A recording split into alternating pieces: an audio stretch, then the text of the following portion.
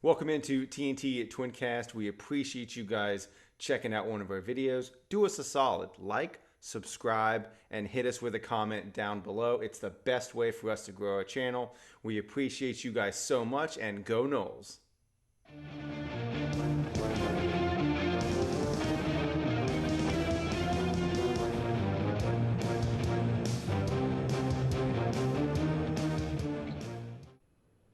Welcome into TNT Twincast. This is the Garnet Goal Line podcast. I'm Tori. That's Thomas. How are you tonight, sir?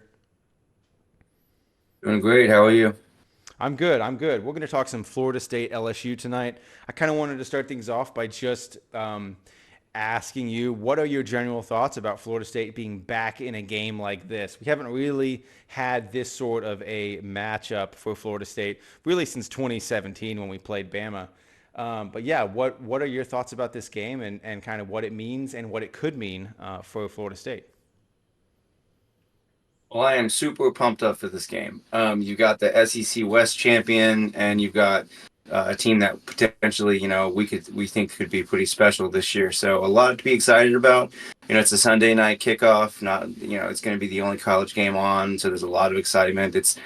That's kind of on brand for a Florida State kickoff game, being on a Sunday. So a lot of excitement. I think both teams did really strong in the transfer portal. Both teams have done really well recruiting. Both teams grew a lot. In the beginning of last year when they played, neither team was ranked. Brian Kelly was bringing in a whole new regime, a lot of question marks on that team.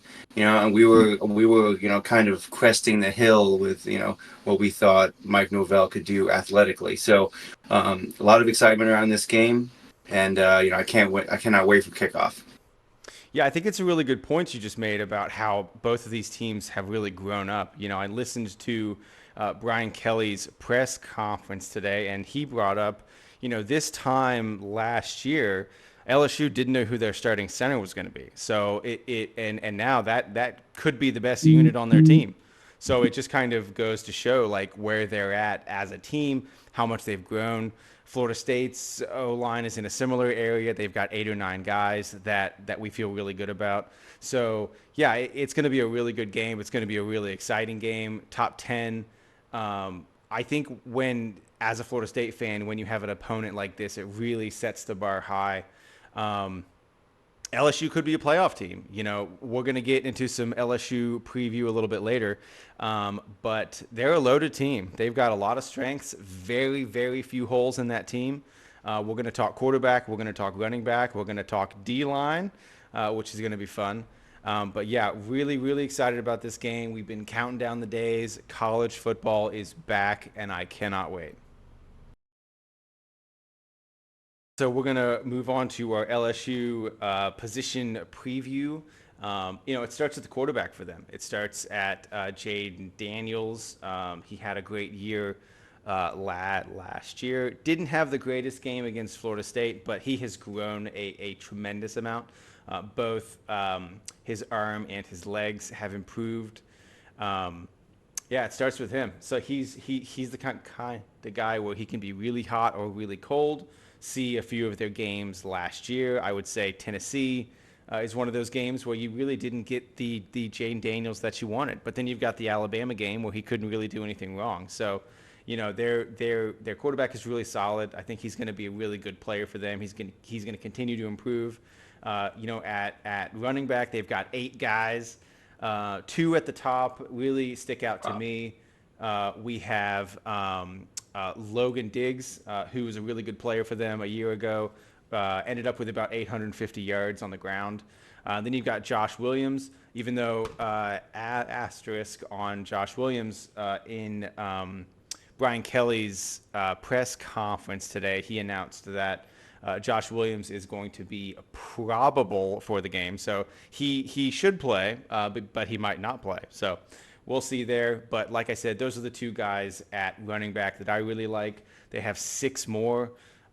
They've really got a lot of backs. Don't really have the game breaker type that I think Florida State has in Trey Benson. But it's a good staple of backs. They're big, strong players. And they could have a great night, against Florida State. So, and then moving on to wide receiver for them, their star guy Malik Neighbors. Word out of camp has been that he has just looked lights out. Him and quarterback Jaden Daniels really seem to have good rapport. They've done really, really well. They've both been really, really hot throughout summer and fall camp. So he's really their top guy at wide receiver. I think it's important to bring up last year's Florida State game. Really didn't have a great game against Florida State. He muffed 2 punts. They couldn't really get anything going through the air. So I think he will look to have kind of a revenge game. And then they've got one wideout that I really like named Kyron Lacey, who's a transfer kid. He's been in the program for, I believe, at least a year. And I've been really impressed with what I've been hearing about him. And then, really the strength of the team. And I think an area where this game could be, LSU could make or break this game for them is on the offensive line. It's a loaded unit. It's a surprisingly young unit as well, which bodes really well for LSU going forward for them. That unit's just loaded. You've got a really, really great center. You've got 2 tackles that I really like. They're just loaded on that line of scrimmage. Probably got 8 or 9 guys that they feel really good about. They've got guys that started a year ago that are not starting now. So they've got pieces that they can rotate in and out. So from an offensive side of the ball, my opinion would be that the O-line is the strength of that unit. Like I said, running backs are solid. Don't have anything that'll really blow you away. Wideouts, Neighbors at the top for sure is the guy. And then, you really like what you have out of Jaden. Moving on to the defensive side of the ball, for them it starts at the line of scrimmage. I couldn't preview this LSU team without bringing up the fact that Mason Smith will not be playing in this game. I think that's a big deal, but I think something that Florida State fans need to make sure that they pump the brakes on a little bit is Mason Smith was not going to. He was not going to make or break this game for them. He's a big time player. Could have been a huge impact guy for them in this game, but hasn't played ball for about a year. Word out of camp is that he's been a little bit banged up. Still trying to knock off some of that rust from not playing for a year. So, is it impactful that he is not playing in this game? 100%. Does it mean automatically now that Florida State's going to win? No, they've got 2 guys that I really, really like. In Mekhi Wingo, who played against Florida State a year ago. Great player, real big guy, big strong guy, great against the run. And then you've got Gilroy, who's a guy who's been there for 4 years. So he's got a ton of experience. Played in 14 games a year ago, and then played in I think 8 or 9 games the year before that. So he really, really played a lot of ball for LSU. Got a ton of experience. So those are the 2 guys that I really like. I know that they have a West Virginia transfer who's had a pretty good camp. He's kind of showed out a little bit. So they've got guys, and Mason Smith is not going to play, but that doesn't doom this unit. I still think that they have guys that are going to be real challenges for Florida State. And it'll be really exciting to see how the Florida State O-line really stacks up against a really, really talented LSU interior D-line. Now, on the edge, a year ago, they had 2 guys that I really liked in Ali Gay and BJ Ojulari. Both great players, both your prototypical SEC ends, big, tall, strong guys, really set the edge really well. Both of those guys are gone. So I think that there's going to be some bodies there for LSU to replace on the edge. Haven't heard too much about their edge guys throughout camp. I believe Savion Jones was his name. He turns out to be a really good player for them. I think it's going to help them a lot on the edge. And then right past the line of scrimmage guy, you've really got the centerpiece of this defensive unit in Harold Perkins. You really can't say too many bad things about the guy. He's a total freak. He's all over the field. It's going to be really interesting to see how LSU deploys him. Against Florida State, he can rush the passer. He can defend the pass. Really great against setting the edge. Good against the run. I mean, the guy can really do anything. So I'm really curious to see what LSU decides to do with him. I have a few theories. I think they might try to have him spy Florida State quarterback Jordan Travis, which personally I think would be a mistake, but we'll have to see what LSU does with him. And then you've got Omar Spates, who I'm really high on. I think he's going to be a really good player for them. The Oregon State transfer, all Pac-12 selection last year, so they got a bona fide starter out of the portal, and there's not too many teams not named Florida State that you could really say did that out of the portal. And then I think safety they're pretty good on. They got a guy named Sage Ryan who's going to be a really good player for them. Has been there a while. They actually moved him to outside corner. And I think that speaks to one of the areas that is a concern for them. But I do think Sage Ryan's a really versatile piece. And I think he's a good player for them, and they're going to do whatever they can to kind of shore up some of the challenges that they have. And then at corner, it's kind of a mixed bag. They have Deuce Chestnut, the Syracuse corner transfer, who I think is a good player. But if you watch Florida State play Syracuse a year ago, they kind of punked him. He didn't have a great game. Florida State kind of did whatever they wanted to through the air. And, I think that they're going to have to really find a rotation at corner that really suits the team. But that's really what I've got for the offense and the defense. I know they've got a really good punter. We'll stay away from the specialists for now. But yeah, that's my a positional preview of the offense and the defense for LSU. All right, so we've done our position preview. Now we're going to talk about opportunities. You've told us all about what's right with this team. Now let's talk about what's wrong. What you got? Well, the scary thing is that this is a really short list. This is a really talented team. They're pretty loaded, but they do have some areas that I think Florida State can take advantage of. And I think it starts at corner. Everything that I've been hearing and seeing from camp has not really been great for corner for LSU. I think that's just about the only area that I think Florida State can really find a way to really benefit from a few errors. They've got talented dudes at corner, but they don't have LSU caliber corners. They've got a bunch of transfers.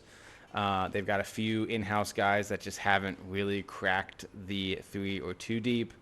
So as far as starters go, they certainly have some areas where I think Florida State can deploy some things and take advantage of them there. I think you might see a lot of 3 to 4 wide stuff.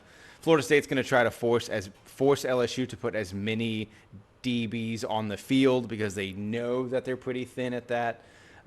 Safety is an area that I think LSU is pretty talented in, but again, Florida State is going to try to force LSU to load up on DBs. They're going to want them to run a 4-2-5. And if Florida State can get LSU to run a 4-2-5, I think there are ways that Florida State can take advantage of that for sure.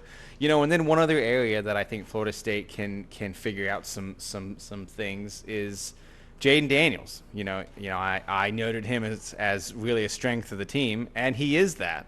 But I've also watched him lose games for LSU before. Very, very hot and cold player. His good plays are really, really good, and his bad plays are really, really bad. And I think it's going to be a challenge for Florida State to really keep him off balance.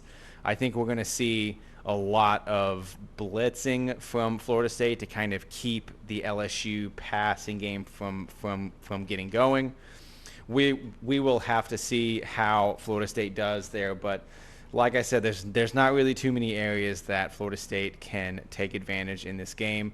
But I think if they can keep Jaden Jaden Daniels from really getting in a groove, I think it really bodes well for Florida State going forward. And as far as a player that I think could have a really good day for them, one guy that you're not really hearing about a lot, I would say it's the linebacker transfer out of Oregon State, Omar Spates. I think Florida State is going to spend so much time thinking about where Harold Perkins is on the field, rightfully so. Guy's a really great player. But I think what that might do is that might open up some opportunities for Omar Spates to really show out. I think he could make a lot of plays. He's had a really, really good camp. I know the LSU fans, are really, really excited about Omar Spates, and rightfully so. He's a really good player for them, and I think he's going to have a really, really great year. Like I said before, he was an all Pac-12 selection out of Oregon State. So to get a guy like that out of the transfer portal to come in and start immediately for an LSU team that is this talented, I think speaks a lot to the talent that is Omar Spates. And I just think he's a really good player. And I think that he's going to make a lot of plays for them. And we will have to see. But now's the exciting part. Now we're going to move on to our predictions. All right, so now we're going to move into the prediction part of the show. Thomas, I'm going to start with you. What do you think the score ends up to be, and who are you going to pick? All right, so you touched on it in the position preview about Jaden Daniels being hot and cold. I think this is one of those cold nights for both teams. Actually, I think you see a lot of really great defense in this game.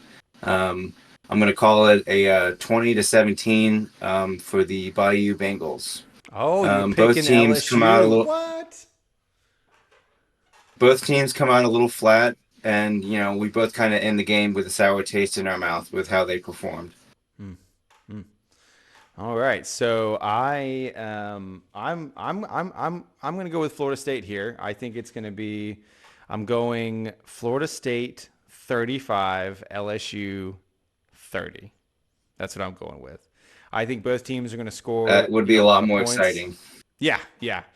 I think both teams are really talented. I think both teams have areas that the other team really can exploit, and I think you're going to see some of that. Brian Kelly always has his guys ready to play, and I think that he will have them ready to play again on Sunday night. Yeah, really excited about it. That's my prediction: 35 Florida State, 30 LSU. And mine is LSU 20 and Florida State 17 with a lot of really great defense. Nice. All right. Well, this has been the first Garnet and Goal Line podcast. We thank you all for coming in and checking us out. We will be dropping more videos later on after the Florida State LSU game. We could be doing an instant reaction podcast. We will have to see. But really excited to be on this journey for this year for Florida State with all you guys. Thank you so much for joining us, and go Noles.